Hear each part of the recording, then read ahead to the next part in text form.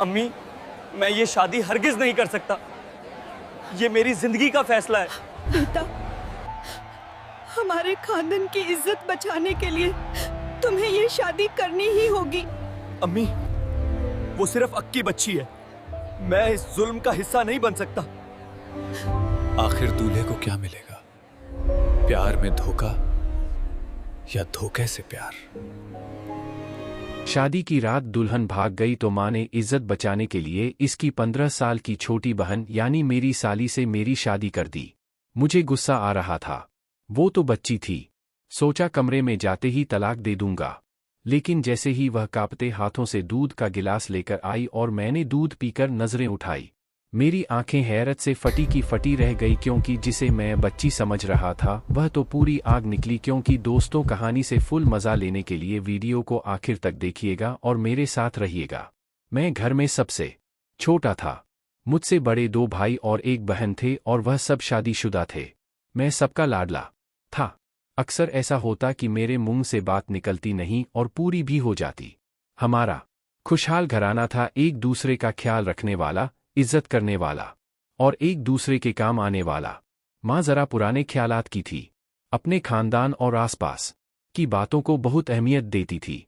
हमेशा यही कहती थी कि लोग क्या कहेंगे। हम सब इसी बात से परेशान और तंग थे। माँ को हमारी इतनी फिक्र नहीं थी जितनी बाहर वालों की थी। किसी ने ठीक कहा, जिंदगी सबसे बड़ा इम्तिहान इसी से लेती है जो सबसे लाडला हो। मैं जिस कॉलोनी में रहता था वह भी इसी कॉलोनी में रहती थी। जब भी वह कॉलेज जाती मैं इसे रास्ते में देखता तो दिल संभालना मुश्किल हो जाता। लेकिन किस्मत का खेल ऐसा होता है कि जिंदगी में कब कौन अपना बन जाए पता भी नहीं चलता। वह इतनी खूबसूरत थी कि कोई एक नजर देखे तो बार बार देखने की ख्वाहिश करे। वह किसी परी से कम ना थी। मैं तकरीबन अपनी पढ़ाई मुकम्मल कर चुका था और नौकरी की तलाश में था। अक्सर मोहल्ले के कोने पर खड़ा पाया जाता था। एक दिन वह कॉलेज के लिए निकली तो मैंने सोचा कि बात करूं। जैसे ही इसे रोका वह बहुत घबरा गई। मैंने बस इसके भाई का नाम लेकर उसके बारे में पूछा और कुछ कहने की हिम्मत ना हुई। इसकी घबराहट देखकर मुझे शर्मिंदगी महसूस होने लगी। हालांकि इस दिन मेरा पक्का इरादा था कि अपने दिल की बात कह दूंगा। उधर माँ रोज मुझे नौकरी की ताकीद करती थी कि जल्दी नौकरी कर लो ताकि वह मेरे सर पर सेहरा सजा सके। मगर मैं अभी शादी नहीं करना चाहता था। दोस्त कहते थे कि शादी बहुत बड़ी जिम्मेदारी है और इंसान मजबूर हो जाता है। मैं भी यही सोचता था। मेरे घर में 2 भाई शादीशुदा थे, इसलिए मैं सब देख चुका था। मैं चाहता था कि पहले वह अपनी तालीम मुकम्मल कर ले, फिर माँ को अपनी पसंद के बारे में बताऊं। रोज फाइल लेकर मुख्तलिफ कंपनियों में इंटरव्यूज के लिए जाता। वहाँ मेरे जैसे कई नौजवान अपनी फाइलें लिए बैठे होते। कुछ को कामयाबी मिलती और बाकी मायूस होकर अपनी फाइल बगल में दबाए वापस आ जाते। मेरे घर से घर छोड़कर उसके करीब एक मोहल्ले का दोस्त रहता था। ज्यादा दोस्ती नहीं थी, बस मोहल्ले और क्रिकेट टीम की वजह से थोड़ी जान पहचान थी। वह भी नौकरी की तलाश में था। मैंने नोट किया कि वह भी इसे वैसी ही नजरों से देखता है जैसे मैं देखता था। पहले सोचा कि शायद मेरा वहम हो, लेकिन बाद में देखा कि जब वह लड़का इसे देखता तो वह भी मुस्कुरा देती। मैंने खास ध्यान देना शुरू किया तो मालूम हुआ कि उन दोनों की नजरें एक दूसरे से टकराकर मुस्कुरा जाती हैं। मेरे लिए यह सब बहुत तकलीफदेह था, लेकिन मैं कुछ कर नहीं सकता था। मेरा इससे कोई रिश्ता तो था नहीं। घर आकर बस यही सोचता रहता कि कैसे इसे अपने दिल की बात बताऊं और कैसे इस लड़के से निजात पाऊं। दूसरी तरफ नौकरी का मसला था और उधर दिल की हालत खराब थी। आखिरकार मैंने भाभी को सब कुछ बता दिया। वो समझ गई और बोली, परेशान ना हो, जब तुम्हें नौकरी मिल जाएगी तो मैं खुद उसकी माँ से तुम्हारा रिश्ता लेकर जाऊंगी। भाभी की बात से मुझे हौसला मिला। अब मैं और भी मेहनत से नौकरी की तलाश में लग गया। एक दिन किस्मत ने साथ दिया, मुझे नौकरी मिल गई। खुशी से मेरे कदम जमीन पर नहीं टिक रहे थे। मैं भाभी के पास गया और कहा कि अब चली इसकी माँ से बात करें। भाभी ने पहले इनकार किया मगर मेरे इसरार पर मान गई। मेरी खुशी की इंतहा नहीं थी। मैं छत पर गया हुआ था कि मेरी नज़र इस लड़के पर पड़ी। वह छत पर खड़ा था और नीचे गली में खड़ी इससे आंखों ही आंखों में बातें कर रहा था। मेरा खून खौल उठा। गुस्से से मेरी मुट्ठियां बंद हो गई। जैसे ही इसने मुझे देखा वो फौरन अंदर चली गई। मैं इस लड़के को घूरता रहा और जलता रहा। सोचने लगा वो मेरी है और तू इसकी आंखों में झांक रहा है। मैं खुद को संभाल ना सका, नीचे आया, खाना खाया और भाभी को सब कुछ बता दिया। फिर माँ से भी कह दिया कि मैं आयशा से शादी करना चाहता हूँ और जल्द जल्द करना चाहता हूँ। भाभी ने एक बार फिर मुझे समझाया, वकास खुद को पुरसुकून रखो, इस लड़के को नज़रअंदाज करो, अगर तुम इसे अहमियत दोगे तो वह खुद को आयशा का हीरो समझने लगेगा। हमने बात को आगे बढ़ाने का फैसला किया। मैंने हामी भर दी मगर दिल के अंदर एक अनजानी सी घबराहट थी, कहीं वह लड़का कोई चाल ना चल दे। भाभी ने माँ से बात की, माँ ने पहले मना कर दिया, कहने लगे अभी तुम्हारी नौकरी शुरू हुई है, मोहल्ले में बातें होंगी। मगर भाभी ने आखिरकार उन्हें राजी कर लिया। मैं दिल ही दिल में दुआएं मांगता रहा कि खुदा करे आयशा की माँ मान जाए और कोई रुकावट ना आए। 2-3 घंटे बाद माँ और भाभी वापस आए। मैं फौरन उनके सामने जा पहुंचा। उम्मीद थी कि कोई खुशखबरी सुनने को मिलेगी, लेकिन वह दोनों मुझे देखकर खामोशी से अंदर चली गई। मेरा दिल बैठ गया। दिल में सवाल उठा, क्या बात नहीं बनी? घबराहट के आलम में मैं भी उनके पीछे कमरे में गया। माँ और भाभी दोनों सर झुकाए बैठी थी। मैं टिकटिकी बांधे उन्हें देखता रहा। कुछ लम्हों बाद उन्होंने मेरी तरफ देखा और भाभी हंसते हुए बोली, मुबारक हो वकास। उन्होंने हाँ कर दी। आयशा की माँ नहीं बल्कि पूरा घर इस रिश्ते के लिए तैयार है। मैं खुशी से उछल पड़ा। मेरी आंखों में खुशी के आंसू आ गए। मेरी मोहब्बत, मेरी पसंद, मेरा ख्वाब पूरा होने जा रहा था। घर के सब अफराद ने मुबारकबाद दी, छेड़ा मजाक किया और मेरी खुशी दोगुनी हो गई। बस दिल में एक सवाल बाकी रह गया था, कहीं आयशा को तो कोई एतराज नहीं होगा। मैंने धीरे से भाभी से पूछा, क्या आयशा से पूछा गया था? भाभी मुस्कुराई और बोली, जब हम अंदर गए थे तो वह दूसरे कमरे में चली गई थी। चाय वही बनाकर लाई। माँ बेटी के दरमियान बातचीत हो चुकी थी और जाहिर है आंटी ने इसी से पूछकर ही हाँ की होगी। यह सुनकर मुझे सुकून मिला। मुझे लगा जैसे मैं कोई कामयाब शिकारी हूँ जिसने इस लड़के पर बाजी ले ली हो। वो लड़का मुझे अब बेचारा सा लगने लगा था। घर में खुशियों की लहर दौड़ गई। सब ने बातचीत शुरू कर दी कि शादी कब रखी जाएगी, क्या किया जाएगा, कैसे होगा, और सब मुझे छेड़ते भी रहे। अगले दिन मैं तैयार होकर दफ्तर चला गया। जाते हुए नजरें आयशा के दरवाजे की तरफ थीं कि शायद एक झलक मिल जाए, लेकिन वह नजर ना आई। दिन गुजरते जा रहे थे। फिर एक दिन फैसला हुआ कि आयशा की माँ से शादी की तारीख मांग ली जाए। इस मामले को अब मजीद लटकाना मुनासिब नहीं। फैसला हुआ कि आज शाम माँ और दोनों भाभियां आयशा के घर तारीख लेने जाएंगी। भाभी ने पहले ही जाकर उनकी माँ को इत्तला दे दी थी और उन्हें भी कोई ऐतराज ना था। शाम को माँ और दोनों भाभियां आयशा के घर गईं। हम सब बेचैनी से इंतजार करते रहे कि कब वो आएं और बताएं कि शादी की तारीख क्या तय हुई। 3 घंटे बाद माँ और भाभियां वापस आईं। सब उनके गिर्द जमा हो गए। मालूम हुआ कि 2 महीने बाद की तारीख तय हुई है। सब ने एक दूसरे को मुबारकबाद दी, मिठाइयाँ मंगवाई और खूब खुशी मनाई। मैं बहुत खुश था। घर में भी खुशियों का समा था। सब ने शॉपिंग की फहरिस्तें बनाना शुरू कर दी। कपड़ों की बातें होने लगी। तैयारियों के मंसूबे बनने लगे। अब मैं भी मुकम्मल इत्मीनान में आ गया था। पूरी तवज्जो और मेहनत से अपनी मुलाजमत में लग गया ताकि शादी तक अपना ऑफिसर का एतमाद जीत सकूं। इस दिन के बाद आयशा मुझे कहीं नजर न आई। बहुत चाहा कि इसे देख सकूं मगर वह तमन्ना अधूरी रही। बहरहाल यह इत्मीनान जरूर था कि वह अब मेरे नाम से मंसूब हो चुकी है। घर में तैयारियां जोरों शोर से जारी थीं। शेरवानी खरीदी गई। घर की सजावट का सामान इकट्ठा किया गया। सब खुश थे। भाभी और बहनों ने ढोलकी का प्रोग्राम बना लिया था। दोपहर को सब खरीदारी करते, रात को काम से फारिग होकर गाने गाते। मेहंदी वाले दिन मेरे हाथों पर मेहंदी लगाई गई। ढोलक, गाने और मेहंदी की धूम थी।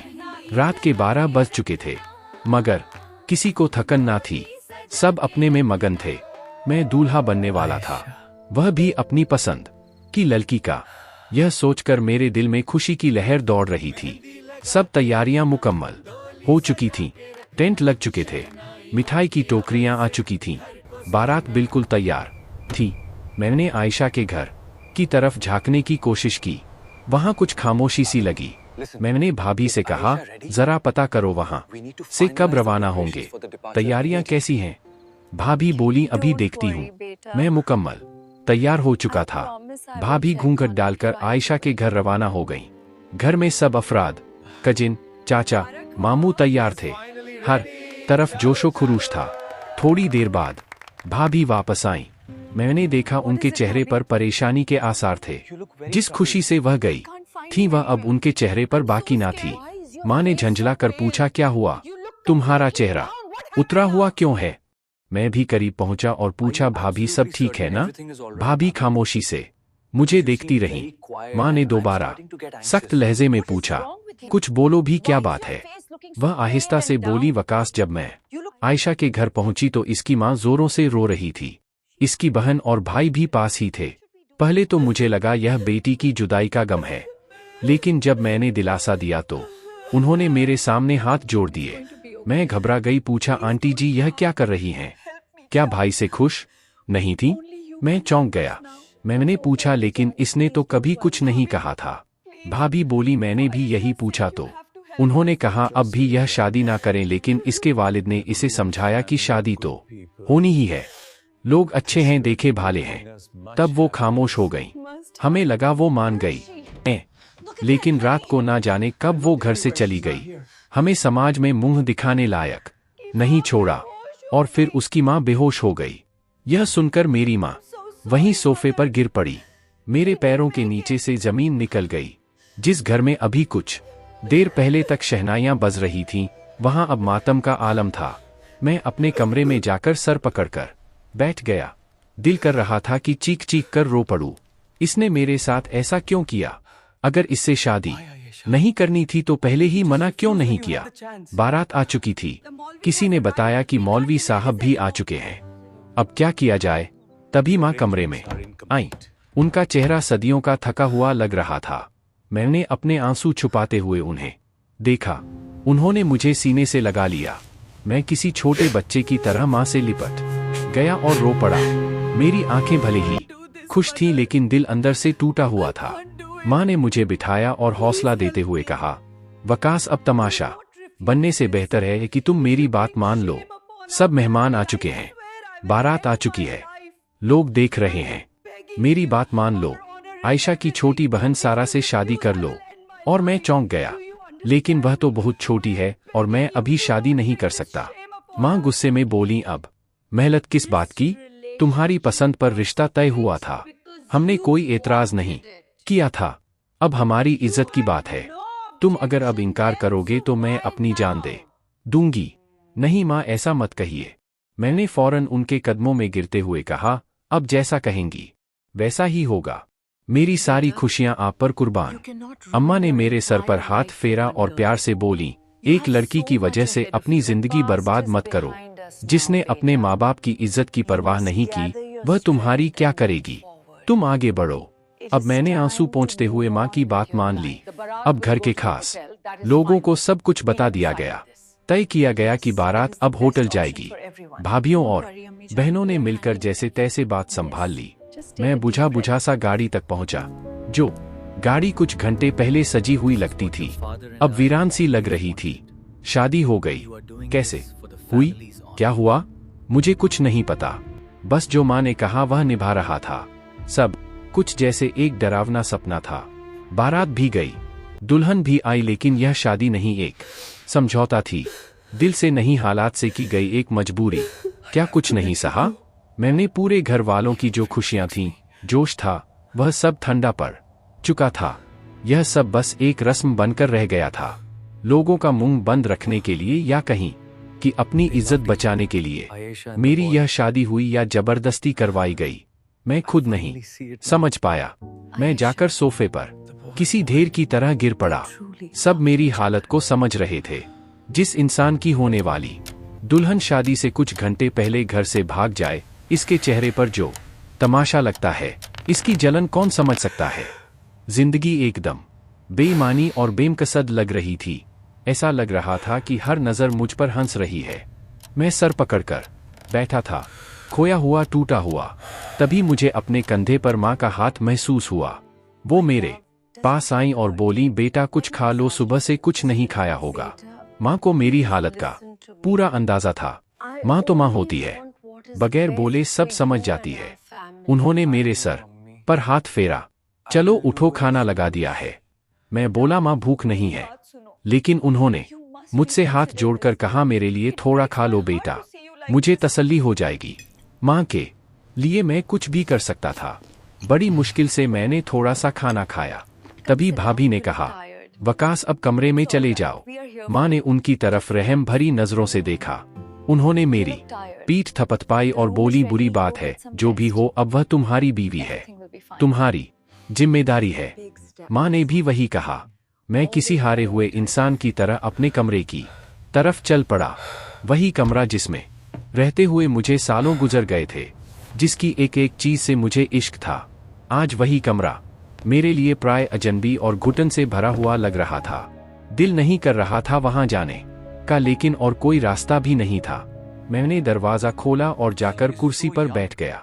निगाहें मुझसे उठ नहीं रही थीं। दिल पर बोझ था और सर में सवार। क्या मैं इसे बीवी की तरह अपना सकूंगा? वह तो मुझसे उम्र में बहुत छोटी है। क्या मैं इसे अपनी शरीक हयात के तौर पर कबूल कर सकूंगा? मैंने धीरे धीरे जूते उतारे, एक कोने में रखे और शेरवानी उतारने लगा। तभी मेरी नजर अपनी नई दुल्हन पर पड़ी। वो पलंग से टेक लगाकर सो रही थी। वो नींद में इतनी मासूम लग रही थी कि जैसे कोई छोटी बच्ची हो। मेरा दिल भर आया। क्या यह इसके साथ जुल्म नहीं हुआ? क्या मेरे घर वालों ने इसके बचपन से इसका हक छीन लिया? क्या यह लड़की सारा अब मेरी बीवी बन सकेगी? क्या मैं इसे वह दर्जा दे सकूंगा? मैं इसे देखते हुए सोचता रहा और फिर बिना कोई आवाज किए धीरे से बिस्तर पर लेट गया ताकि इसकी नींद खराब ना हो।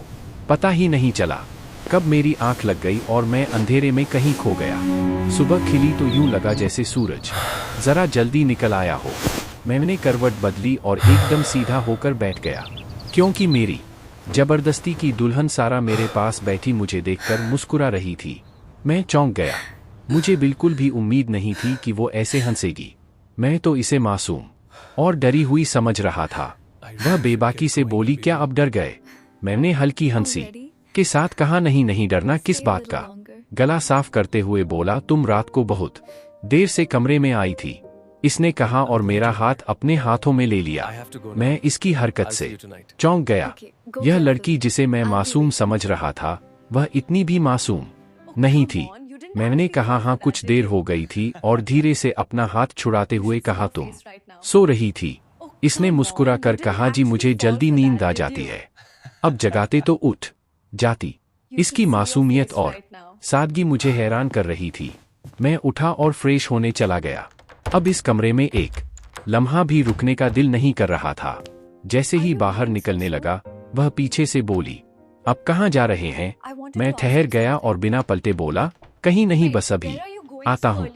मैं जाकर टीवी रूम के सोफे पर लेट गया और छत को झांकते हुए सोचने लगा, यह सब मेरे साथ क्या हो गया? क्या आयशा इस लड़के से प्यार करती थी जो हमें बारात में देखने को मिला था? क्या वह दोनों पहले से साथ थे? यह सवाल अब तक मुझे अंदर से खा रहे थे। सुबह के तकरीबन 5 बज रहे थे। अभी तक सब लोग सो रहे थे, वो लोग जो चाय पीकर अपने अपने कमरों में जा चुके थे। मैं धीरे से उठा और बाहर निकल गया। अब आयशा के घर की तरफ देखने की कोई ख्वाहिश नहीं बची थी। सिर्फ इस लड़के का पता करना चाहता था जिसके साथ वह भाग गई थी। सड़क पर कुछ बच्चे खेल रहे थे। मैंने एक बच्चे को पास बुलाया प्यार से और कहा, बेटा सामने वाले घर से सूरज भाई को मिला दो। वह बच्चा जाने ही वाला था कि मुझे ख्याल आया, नहीं, यह काम मुझे खुद करना चाहिए।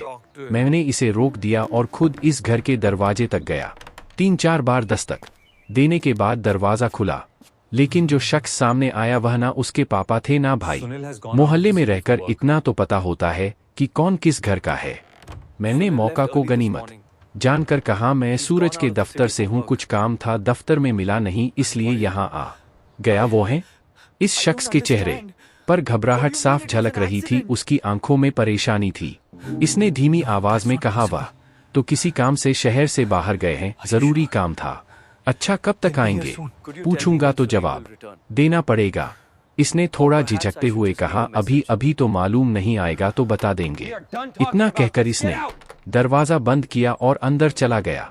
लेकिन यह वहीं दरवाजे के करीब खिड़की के पास खड़ा हो गया और कान लगा दिए। अंदर से बातों की आवाजें आने लगी। अभी इसके दफ्तर से पूछने आए हैं, कल पूरे मोहल्ले को पता चल जाएगा। हमारे बेटे की हरकतों ने ऐसा हाल कर दिया है कि अब हम किसी को मुंह दिखाने के काबिल नहीं रहे। काश वह पहले ही बता देता, इज्जत से इसका रिश्ता मांग लेते। लेकिन अब तो लड़की के घर वालों की भी नाक कट गई और हमारी भी। उनकी बातें सुनकर मेरा दिल बैठ गया। किस्मत से मुझे इसी दिन समझ जाना चाहिए था और इस मामले में नहीं पड़ना चाहिए था। इस बदनामी से बेहतर होता कि मैं अपनी एक तरफा मोहब्बत को दिल में ही दफन कर देता। काश मैंने पहले ही खुद को संभाल लिया होता। मेरा घर तो जैसे तैसे बस गया था, लेकिन दिल वो तो बखर चुका था। मैं कुछ देर वहीं खड़ा रहा, फिर अपने टूटे हुए वजूद को उठाते हुए वापस घर आ गया। माँ ने मुझे आते देखा तो हैरत से पूछा, तो बाहर कब गया था? तबीयत तो ठीक है ना? मैं चुपचाप सोफे पर लेट गया, लेकिन दिमाग में बस एक ही बात घूम रही थी। इस लड़के के घर से आने वाली आवाजें।